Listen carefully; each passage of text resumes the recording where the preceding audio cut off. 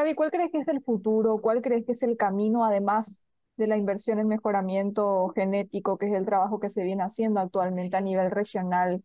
¿Cuáles son los caminos que podrían conducir justamente a la cima, a la ovinocultura regional?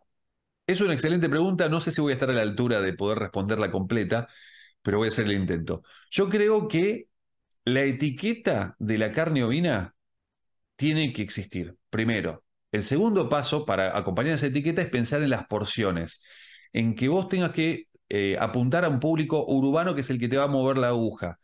Y a partir de ese posicionamiento de la carne ovina, sea con una etiqueta general de carne ovina, certificación o algo, las etiquetas propiamente de diferentes razas diciendo es este tipo de carne. Después enseñarle al comensal, pero no con qué se combina, sino las cualidades para que la elijan una y otra vez.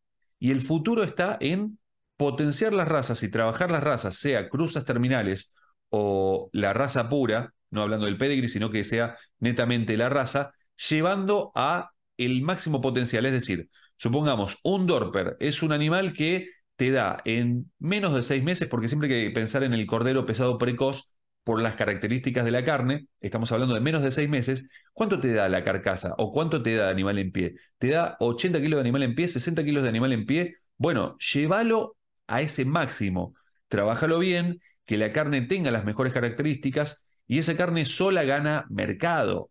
Pero vos tenés que agarrar y decir, bueno, en Paraguay tienen Santa Inés, Dorper, Hampshire Down y Texel como las principales. Pueden tener otras razas, yo la verdad que todavía no recorrí lo suficiente como para hablar de otras, pero estas cuatro principales, creo que están trabajando algo de lechería también. Pero estas cuatro principales, trabajarlas, llevarlas al extremo. ¿Cómo haces para potenciar? ¿Tenés que hacer cruce terminal? Perfecto. Estudiala, hacé cruce terminal, posicionala y el objetivo que tendrían que proponerse, y esto no solamente en Paraguay, sino en general, es que en el plato, o sea, en un plato de la semana haya una porción de carne ovina. Un plato de la semana. ¿Es un montón? Sí, ojalá, sería genial. Estamos hablando de 52 semanas. Vamos por partes. Una vez al mes que la gente pueda comer carne ovina. Después vamos con una vez a la semana. Pero ¿qué pasa? Olvidémonos, dejemos de lado el famoso cordero o capón a la cruz, cordero a la estaca. Eso pasa nada más en las zonas de pueblo. En las zonas urbanas hay que meterse en la cabeza, el freezer es chico y la persona, una pareja de dos personas, una familia tipo 4 personas, no puede bajar un costillar entero, cocinarlo y comer durante 4 días la misma comida, porque eh, no, o sea, se cansaría la gente. Entonces, creo que el futuro está en pensar porciones máximo o 1 kilo y que en la carnicería, cuando uno vaya, se encuentre con la posibilidad de decir, bueno, elijo este corte y hablar de cortes, no un, como se le dice acá, perdón si la jerga que utilizo es distinta, pero hablar de un pedazo de cordero, no, un pedazo no, empecemos a trabajar el nombre. El cerdo acá creció mucho, en Argentina creció mucho en los últimos 20 años. Y se trabajó a partir del nombre de los cortes. Uno va a una carnicería y habla de carré, habla de pechito, habla de bondiola, habla de cortes. Pero todavía de oveja, de ovino, no se habla. ¿Me das un pedazo? ¿Cuánto? No sé, dame algo. Y uno lo tira ahí y no lo cocina porque no, o sea, lo cocina pero de una manera genérica porque no sabe si ese corte tiene alguna característica especial, como puede ser, en el caso de la vaca, el pelleto es un corte seco, eh, el asado es un corte que tiene grasa, la picaña es un corte que, por ejemplo, se consume mucho en Brasil por las características y la forma de asar la picaña.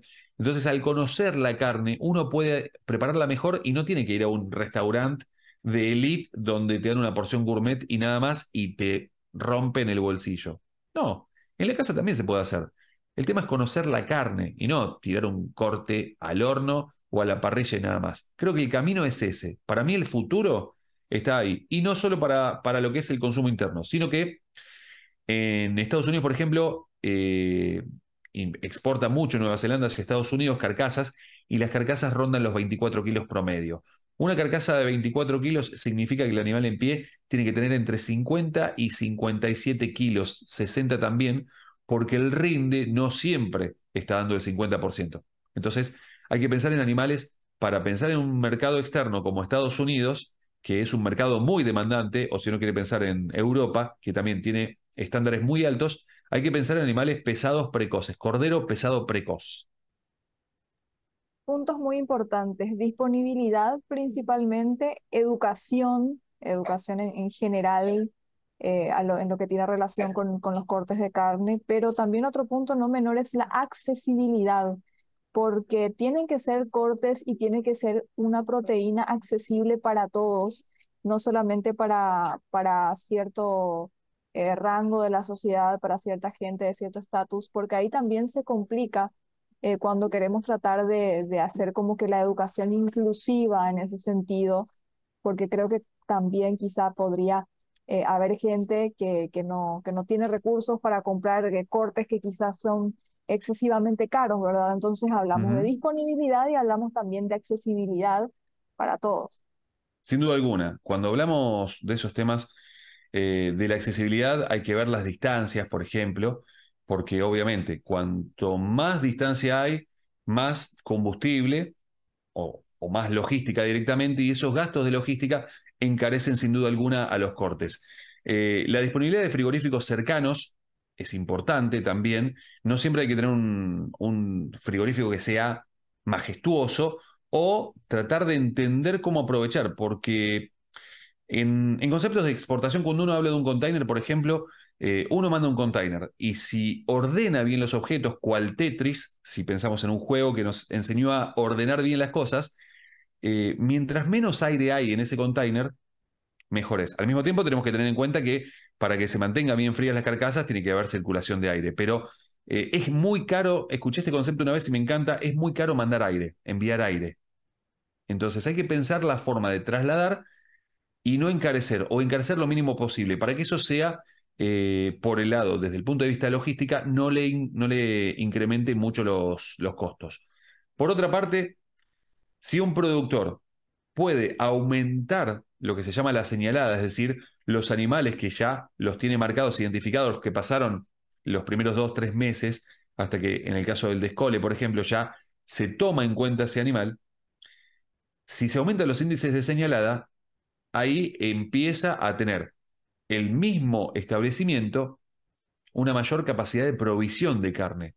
Entonces no tenemos por qué pensar que el cordero tiene que ser una carne elitista, teniendo en cuenta que, y esto me permito tomarme esta licencia de decir que es la carne más sana de todas, después del pescado, es la carne más sana en todas las características y creo que sería tirano y desde el punto de vista, no me quiero meter en política, pero sí buscar facilitar las cosas, sería tirano no permitir que esa carne sea accesible por las cualidades que tiene y que sea una carne más en el plato.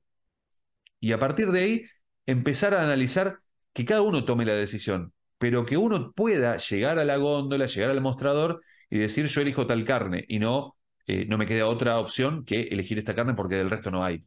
Hoy en día, para redondear la idea, hablo de lo que es el consumo en Argentina. Uno elige la carne vacuna, a veces está un poco cara porque todavía estamos con muchas fluctuaciones económicas, pero uno elige la carne vacuna, elige la carne de cerdo y reemplaza o completa con carne aviar. Carne ovina directamente no aparece en la ecuación, porque estamos rondando un consumo que está entre 100 y 120 kilos por año de carne, en general, de todas las carnes, y la carne ovina es el 1% o menos. Entonces no aparece en la ecuación, porque aparte no está en el mostrador para figurar en esa ecuación.